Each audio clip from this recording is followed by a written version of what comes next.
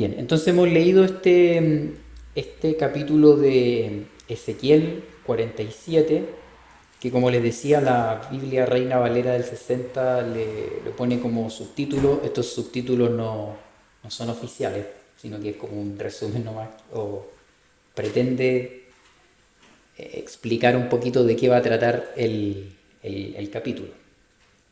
Como sucede con otros profetas, Ezequiel tuvo visiones bastante espectaculares, recibió palabra. Vemos que en algunos capítulos, bueno, y de hecho en este mismo capítulo más adelante o en la mitad, el versículo 13, por ejemplo, dice: así ha dicho Jehová el Señor, y allí comienza a describir cuáles son los límites de la tierra que van a heredar. Recordemos que este pueblo estaba en la cautividad. Entonces, en la segunda parte de este capítulo, justamente todas las instrucciones que leímos acerca de los límites, era justamente eh, lo que Dios le dio claramente al profeta para que luego el profeta transmitiera la instrucción respecto al pueblo. Y, e incluso una instrucción que vemos en el versículo 22, ¿cierto? Donde dice que van a echar suertes y para los extranjeros. Entonces había todo un cuidado de parte del Señor también respecto a los extranjeros. Y como vemos entonces, ya como una explicación más bien general de esa parte, que Dios mismo da a su pueblo instrucciones precisas, límites precisos. Ahí vemos una serie, una enumeración de pueblos, da los límites entonces para que luego el pueblo de Israel pudiera ocupar la tierra.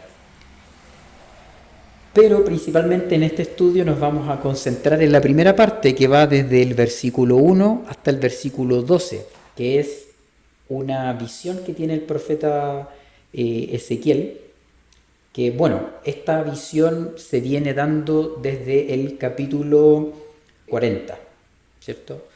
En los capítulos anteriores habían unas profecías específicas contra reinos, contra Gog y Magog, y luego vemos desde el capítulo 40 que esta, bueno, de hecho, mejor si lo leo, solamente como para tener el contexto de esta visión del capítulo 47. Voy a leer los primeros versículos solamente del capítulo 40 de Ezequiel. En el año 25 de nuestro cautiverio, 25 años llevan en el cautiverio, dice claramente: al principio del año, a los 10 días del mes, a los 14 años después de que la ciudad fue conquistada, en aquel mismo día, vino sobre mí la mano de Jehová y me llevó allá. En visiones de Dios me llevó a la tierra de Israel y me puso sobre un monte muy alto, sobre el cual había un edificio parecido a una gran ciudad, hacia la parte sur. Me llevó allí, y he aquí un varón cuyo aspecto era como aspecto de bronce, y tenía un cordel de lino en su mano y una caña de medir, y él estaba a la puerta. Hasta el versículo 4, y me habló aquel varón diciendo: hijo de hombre, mira con tus ojos y oye con tus oídos, y pon tu corazón a todas las cosas que te muestro, porque para que yo te las mostrase has sido traído aquí. Cuenta todo lo que ves a la casa de Israel. Y ahí empieza desde ese capítulo hasta este mismo capítulo 47 a describir el templo con una serie de descripciones. Por ejemplo, les muestra puertas, les muestra postes, cámaras, habitaciones para los sacerdotes, mediciones de todas esas cada una de esas partes. Por ejemplo, versículo 14 del capítulo 40 dice: y midió los postes de 60 codos, cada poste del atrio y del portal, todo de alrededor, etc. Entonces, ahí hace una descripción de la visión del templo. Esto era una visión que Dios le había dado. Dice ese capítulo que la mano del Señor lo lleva, o sea, lo lleva a un lugar probablemente, y el profeta ve, puede que ese lugar sea a nivel espiritual, pero el punto es que este varón de bronce, ¿cierto?, le va mostrando en todos estos capítulos toda una descripción exacta del templo. En los capítulos 43 y 44, Ezequiel vuelve a ver la grandiosa gloria de Dios, la misma que en el primer estudio que hicimos describía en el capítulo 1, que es cuando estaba en el río y Dios le permite ver su gloria. Dice que el sonido era como de las muchas aguas, es decir, como un río torrentoso. Y allí el profeta se inclina y esa gloria llena el templo. También le da instrucciones a los sacerdotes que se arrepientan, cómo además deben hacer los holocaustos, que deben hacerse después de que se reconstruya el templo que Dios, como les decía, le había mostrado primero a Ezequiel, cómo debían consagrarse los sacerdotes, etc. También el capítulo 45 habla de la división de la tierra, reglas sobre medidas y balanzas, ofrendas y celebraciones.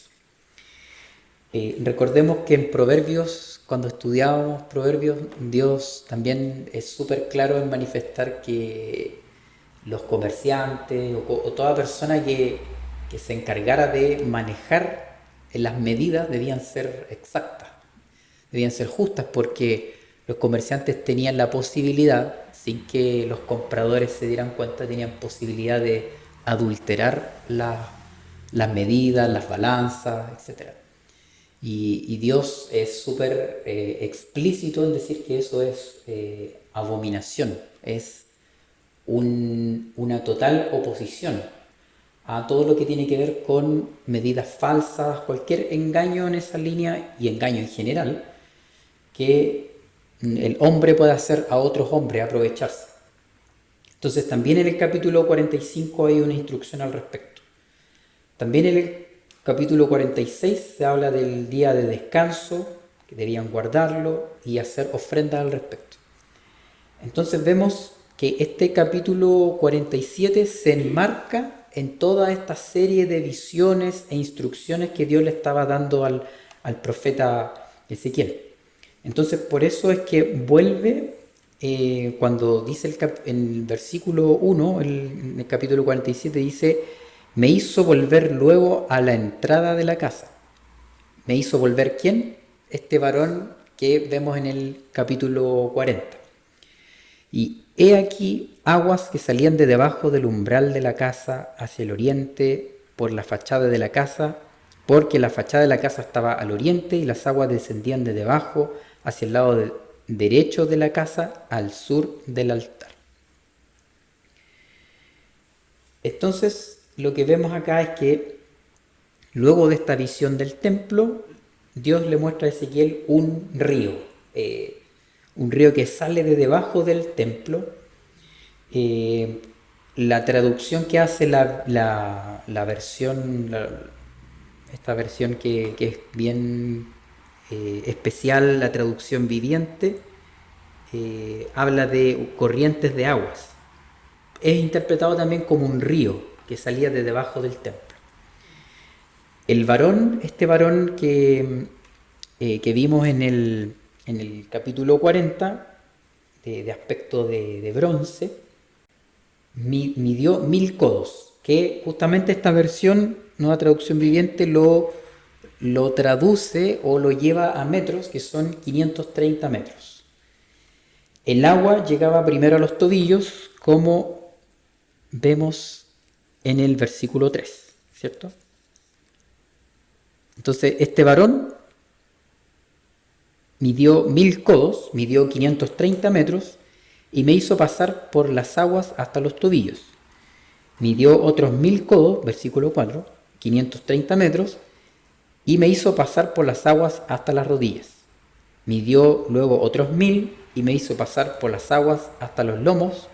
Midió otros 1000, cuarta vez, y era ya un río que yo no podía pasar, porque las aguas habían crecido de manera que el río no se podía pasar sino a nada. La interpretación que normalmente se da a todo este pasaje del río, de un río enorme que sale de debajo del templo, un río que primero llega a los tobillos, después a las rodillas, después a los lomos y después lo traspasa al hombre. Se dice que la interpretación de todo este río es el Evangelio o la gracia de Dios, la palabra de Dios saliendo desde Jerusalén hacia luego toda la tierra. Esa es la explicación que distintos diccionarios dan acerca de este río misterioso que ve Ezequiel.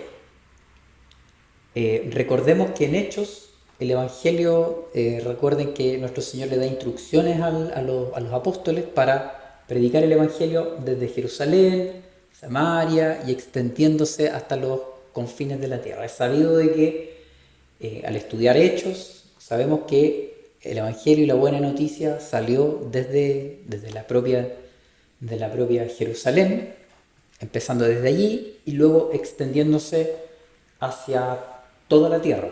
Podríamos decir hasta los confines de la tierra. Nosotros estamos en los confines de la tierra. Hasta acá ha llegado el Evangelio de nuestro Señor. Y este río, como vemos, el versículo 6 dice que después me llevó y me hizo volver por la ribera del río. 7. Volviendo yo, vi que en la ribera del río había muchísimos árboles a uno y otro lado. Estas aguas salen a la región del oriente y descenderán al Arabá y entrarán en el mar, y entradas en el mar recibirán sanidad las aguas. Toda alma viviente que nadare por donde quiera que entrar en estos dos ríos vivirá. Y habrá muchísimos peces, recibirán sanidad, etc. Finaliza esta parte con el versículo 12, cuando dice que crecerán árboles frutales, sus hojas nunca caerán, ni faltará su fruto. A su tiempo madurará, porque sus aguas salen del santuario, y su fruto será para comer, y su hoja será para medicina. Es decir, toda una visión que es interpretado como la restauración de todas las cosas, una tierra que podríamos llamar igual a la tierra del Edén y a la tierra que vemos en el Apocalipsis. Después vamos a leer, es la misma imagen de un río, de árboles y de plantas que son medicina para las naciones. Pero yo me quiero concentrar más que en los detalles de Ezequiel 47, lo que les he dado solamente una visión general, es buscar otros ejemplos de ríos y aguas que aparecen en la Escritura que nos dan a entender que es todo lo que tiene que darnos Dios para nosotros para vida eterna. Es un don de Dios. El agua representa en la Escritura lo que Dios nos da para vida eterna. Bien espiritual, la palabra de Dios, alimento, por así decirlo, en este caso saciar nuestra sed. Y para eso nos vamos a ir a Juan, ya en el Nuevo Testamento, desde los capítulo 4, desde el versículo 7 al 15. Vino una mujer de Samaria a sacar agua, y Jesús le dijo: dame de beber, pues sus discípulos habían ido a la ciudad a comprar de comer. La mujer samaritana le dijo: ¿cómo tú, siendo judío, me pides a mí de beber, que soy mujer samaritana? Porque judíos y samaritanos no se tratan entre sí. Respondió Jesús y le dijo: si conocieras el don de Dios, y quién es el que te dice, dame de beber, tú le pedirías, y él te daría agua viva. La mujer le dijo: Señor, no tienes con qué sacarla, y el pozo es hondo. ¿De dónde, pues, tienes el agua viva? ¿Acaso eres tú mayor que nuestro padre Jacob, que nos dio este pozo, del cual bebieron él y sus hijos y sus ganados? Respondió Jesús y le dijo: cualquiera que bebiere esta agua volverá a tener sed. Mas el que bebiere del agua que yo le daré no tendrá sed jamás, sino que el agua que yo le daré será en él una fuente de agua que salte para vida eterna. La mujer le dijo: Señor, dame esa agua, para que no tenga yo sed, ni venga aquí a sacar. Amén. Gracias, hermano. Entonces aquí vemos otro pasaje ya en el Nuevo Testamento que habla de un agua espiritual. Que habla de un agua que voy a volver a leer, versículo 14: mas el que bebiere del agua que yo le daré no tendrá sed jamás, sino que el agua que yo le daré será en él una fuente de agua que salte para vida eterna. Entonces aquí hay toda una descripción de un agua distinta, y aquí la interpretación normal que se hace a este pasaje es las aguas que encontramos fuera de Dios, ya sean placeres, sean otros bienes que son fuera de Dios, o pueden ser bienes de Dios, pero que nunca nos van a satisfacer, porque sabemos que también este pasaje de la mujer samaritana, más adelante habla de que había tenido muchos maridos, entonces también se toma por ese lado de los placeres, o que nunca nos van a saciar verdaderamente, como lo hace el agua que nos da nuestro Señor. Entonces aquí está dando a entender nuestro Señor que todo lo que tiene que ver con el agua que Dios da, o la representación del agua, está vinculado con la sanidad y con la vida eterna, o con un agua que nos va a saciar a nosotros plenamente. Normalmente también el agua es interpretado como la palabra de Dios, lo vamos a ver más adelante. Entonces, en estos pasajes como el que acabamos de leer, se nos da a entender que debemos ir más allá por esa agua que nos da nuestro Señor. En el mismo libro vemos otras referencias a esta agua. Busquemos Juan 7 del 37 al 39. Juan 7, 37, 39. En el último y gran día de la fiesta, Jesús se puso en pie y alzó la voz diciendo: si alguno tiene sed, venga a mí y beba. El que cree en mí, como dice la Escritura, de su interior correrán ríos de agua viva. Esto dijo del Espíritu que habían de recibir los que creyesen en él, pues aún no había venido el Espíritu Santo, porque Jesús no había sido aún glorificado. Entonces aquí vemos una figura,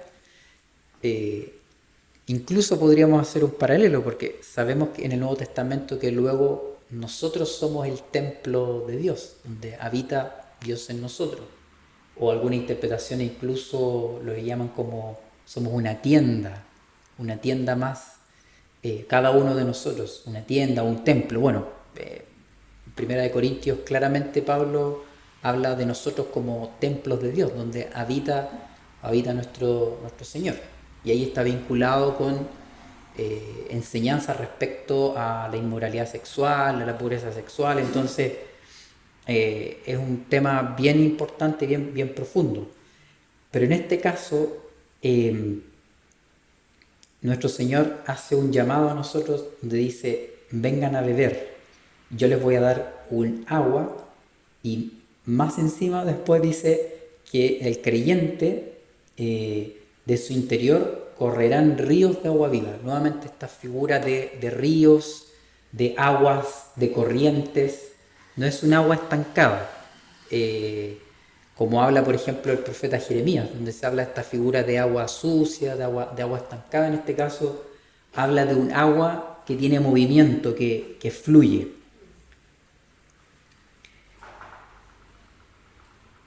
Luego vamos a Efesios, donde vamos a buscar otra referencia acerca del agua, y aquí ya claramente referida como la palabra de Dios. Efesios 5, del 25 al 27. Maridos, amad a vuestras mujeres, así como Cristo amó a la iglesia y se entregó a sí mismo por ella, para santificarla, habiéndola purificado en el lavamiento del agua por la palabra, a fin de presentársela a sí mismo una iglesia gloriosa, que no tuviese mancha ni arruga ni cosa semejante, sino que fuese santa y sin mancha. Amén. Y aquí vemos nuevamente la figura del agua, pero en este caso ya más claramente con una función, por así decirlo, o con un efecto, que es el lavamiento del agua por la palabra, a fin de presentársela a sí mismo una iglesia gloriosa. Entonces ahí también está la relación entre el lavamiento, la purificación, la santificación. Sabemos que en Juan también dice que santifícalos en tu verdad, tu palabra es verdad. Entonces está repitiéndose ese juego de que la palabra es la que nos santifica, la que nos purifica, la que nos limpia, además de el sacrificio de Cristo, el perdón de los pecados. Por su sangre somos perdonados, somos limpiados de nuestros pecados, pero también sabemos que la palabra cumple una función en nosotros que es santificación. Además de lo que Cristo hizo en el sacrificio en la cruz por nuestros pecados y el derramamiento de sangre, también junto con eso tiene la función de la palabra de instruirnos en justicia, como dice la palabra, a fin de que estemos preparados para toda buena obra. Entonces está esta función del agua como que nos purifica, y en este caso dice, a fin de presentársela a sí mismo una iglesia gloriosa, sin mancha ni arruga, ni cosa semejante, sino que fuese santa y sin mancha. Y por último, vamos a Apocalipsis, que ya donde existe esta figura que es paralela a lo que leímos en Ezequiel de este río que sale del templo, pero en este caso vemos un río que también tiene árboles y también tiene frutos y sanidad. Antes sí, yo voy a leer solamente en el capítulo 21, también hay una referencia acerca del agua, 21, 5, 6, de Apocalipsis, el mismo libro, 21, 5, 6, dice, y el que estaba sentado en el trono dijo, he aquí, yo hago nuevas todas las cosas, y me dijo, escribe, porque estas palabras son fieles y verdaderas. Y me dijo, hecho está, yo soy el alfa y el omega, el principio y el fin. Al que tuviere sed, yo le daré gratuitamente de la fuente del agua de la vida. Y, bueno, eso es una referencia a Isaías, pero estuve buscando estas referencias acerca del agua, de saciar la sed, ¿cierto? Y en el capítulo 22, del 1 al 5, vemos nuevamente esta imagen, al igual como Dios le mostró a Ezequiel este río que salía de debajo del templo. Dios le muestra a Juan también, bueno, todo lo que tiene que ver con los cielos nuevos, la tierra nueva, la nueva Jerusalén, la medición de la ciudad, ¿cierto? Si se fijan, hay un patrón similar. Y en el capítulo 22, del 1 al 5, dice, después me mostró un río limpio de agua de vida, resplandeciente como cristal, que salía del trono de Dios y del Cordero. En medio de la calle de la ciudad, y a uno y otro lado del río, estaba el árbol de la vida, que produce 12 frutos, dando cada mes su fruto, y las hojas del árbol eran para la sanidad de las naciones. Y no habrá más maldición, y el trono de Dios y del Cordero estará en ella, y sus siervos les servirán, y verán su rostro, y su nombre estarán en sus frentes. No habrá allí más noche, y no tienen necesidad de luz de lámpara, ni de luz del sol, porque Dios el Señor los iluminará, y reinarán por los siglos de los siglos. Entonces ahí vemos todas estas figuras, imágenes de abundancia, de naturaleza, creadas por Dios, por supuesto, pero para nosotros que nos gusta tanto la naturaleza, como venimos también con eso insertado en nosotros, hasta los no creyentes aman la naturaleza y no saben que de alguna manera es una gloria de Dios que está ahí reflejada, ¿cierto? La creación de Dios, el firmamento, los astros, toda la creación de Dios. Pero en este caso tiene funciones súper concretas como darnos fruto, sanidad de las naciones, etc. Y por último, vamos a ver una figura similar acerca del río y de estos árboles que la encontramos, conocemos esta figura, la encontramos en el Salmo 1. Así que vamos al Salmo 1. Leámoslo juntos. Muy conocido este Salmo, Salmo 1. Se estudia, es para salmo devocional, como una forma de consagración a Dios, una forma de pautas para honrar a Dios. Y leámoslo juntos. Salmo 1. Bienaventurado el varón que no anduvo en consejo de malos, ni estuvo en camino de pecadores, ni en silla de escarnecedores se ha sentado, sino que en la ley de Jehová está su delicia, y en su ley medita de día y de noche. Será como árbol plantado junto a corrientes de aguas, que da su fruto en su tiempo, y su hoja no cae, y todo lo que hace prosperará. No así los malos, que son como el tamo que arrebata el viento. Por tanto, no se levantarán los malos en el juicio, ni los pecadores en la congregación de los justos. Porque Jehová conoce el camino de los justos, mas la senda de los malos perecerá. Ahí está otra figura del árbol, del río, pero en este caso lo lleva a nosotros. Nosotros siendo este árbol y este árbol junto al río. Ahora, ¿cómo llegar a ser este árbol? El Salmo lo dice anteriormente, porque la figura es una consecuencia de estar, primero, los primeros versículos hablan de apartarse de la maldad, apartarse del camino del mal, apartarse de la compañía del mal, del consejo de los malos. Eso como primera etapa. Como segunda etapa, estar en la ley de Jehová, atesorar la ley de Jehová, meditarla de día y de noche. Y luego dice, será como árbol plantado junto a corrientes de agua, como algo firme, como algo que está conectado a esta corriente. Obviamente los árboles, las plantas necesitaban esta conexión, necesitaban el agua para poder crecer, desarrollarse. Y dice acá, da su fruto en su tiempo, su hoja no cae, todo lo que hace prosperará. Imagínense todas las bendiciones que está describiendo acá por el hecho de estar nosotros junto al río de Dios, junto a la palabra de Dios, junto a la gracia de Dios, buscar la compañía de Dios y no la compañía de los malos.